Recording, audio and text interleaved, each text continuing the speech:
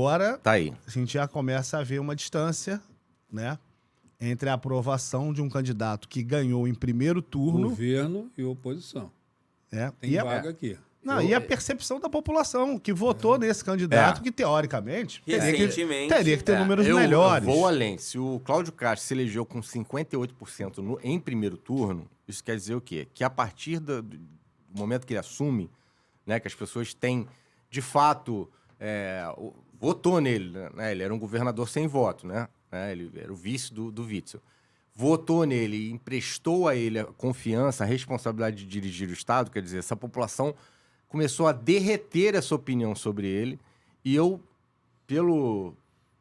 pelos gráficos de segurança ali, eu me atrevo a dizer que, apesar de ser uma pesquisa da cidade do Rio de Janeiro, que a questão da segurança bate na cabeça do Cláudio Castro em todo o estado do Rio de Janeiro. O problema dele é esse. Não é o problema da segurança em si. É o problema do sumiço do Cláudio Castro, né? Você não vê ele falando sobre segurança, você não vê ele enfrentando crime, você não vê ele batendo, você não vê ele tendo aquela postura de comandante, né? De xerife mesmo do estado e da cidade do Rio de Janeiro. É a diferença entre você definir o que é meio e o que é fim. O Cláudio, ele ganha uma eleição em primeiro turno, uma eleição fantástica, não tem dúvida, mas isso aqui foi um meio para ele ser um baita de um governador. Assim, eu te dou logo no primeiro turno e você vai ser um baita de um governador. Chancelado. E aí, quando você vai para a estratégia, você vai para a seguinte estratégia. Pô, eu sou bom o suficiente, já ganhei no primeiro turno, então estou tranquilo. O que eu fizer está dito. Não, o povo está olhando para frente. Claro. E você sente, de fato, o governo dele está trabalhando, ele está caminhando e tal, mas você não vê governo. Não vê governo. Ele faz o acordo com as mesmas pessoas que ele fez antes, quando eram vice-governador. E isso me incomoda muito, porque eu gosto do Cláudio, gosto da turma dele, gosto muito do Cláudio. Aprendi a gostar do Cláudio quando ele era vereador. Eu acho que é um baita de um cara. Mas me incomoda a presença do Cabral no governo dele. Isso me incomoda. Eu tenho disse isso ao Rodrigo Abel algumas vezes, me incomoda. É o governo Cabral que está dentro do governo do Cláudio Castro. E ele parece que não se incomoda com isso. Assim, eu não me incomodo com isso, isso não me incomoda. Mas o problema não é o Cabral pelo lado da corrupção. O problema é a inoperância dessa equipe dele. É uma inoperância. Você chama a atenção, por exemplo, do Washington Reis. Você fala isso, entendeu? Na área de transporte. Caiu as barcas estão caindo, a estação das barcas e nada é feito.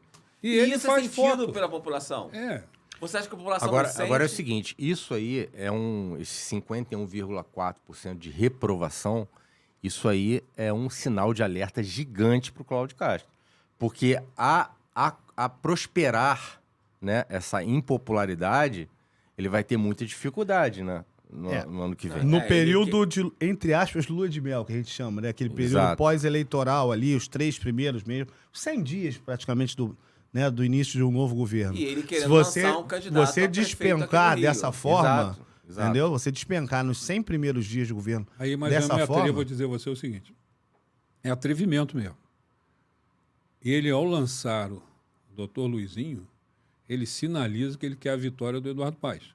Eu não vejo nenhuma diferença nisso. Aí eu digo, há boatos lá que a prefeitura já não fala mais mal do Cláudio Castro. Cláudio Castro é nosso. Claro, porque o que o Cláudio está O fazendo... Eduardo Paes estava na festa de aniversário do Cláudio Castro no Palácio Laranjeiras. O Eduardo Pedro Paes Paulo, estava... todo mundo.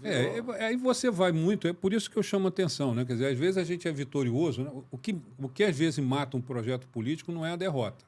A derrota ajuda muito a melhorar o projeto político. A vitória derruba um projeto político porque o cara se acha. Ele se acha... Como o Cláudio ganhou a eleição no primeiro turno, com tudo que estava acontecendo em volta dele, houve a festa de aniversário, houve o negócio da festa dele, porque a festa de aniversário dele é sempre bom ir, né? Porque ele sempre tem uma grande festa. Houve a festa de aniversário na casa dele, lá na época, na Serra e tal. Eles começam a tirar as salvaguardas ali, aquela questão em volta dele. E ele e Eduardo não tem saída, eles vão ter que se somar nesse processo. E eu estou vendo que o Cláudio está fazendo essa aproximação. Ele está fazendo essa aproximação muito clara. A gente já vê isso, o seu Diário do Rio já sinalizou isso também. Há uma possibilidade de aproximação muito grande. Interessa ao Cláudio a reeleição do Eduardo. O Luizinho talvez seja o boi de piranha. É o boi de piranha. Tá sem tração. Vamos ver os números para ver até. Vamos lá. Mas, só finalizando aqui, Henrique, 51,4% para quem teve uma vitória em primeiro turno com 58%. É preocupante. É muito preocupante. É muito preocupante. Né? E eu acho até que vale, né? E eu acho que a gente tem que fazer, Henrique, uma qualitativa para entender Seria muito bom. O que está na cabeça do eleitorado. Alô, Rodrigo Abel, precisando de uma qualitativa.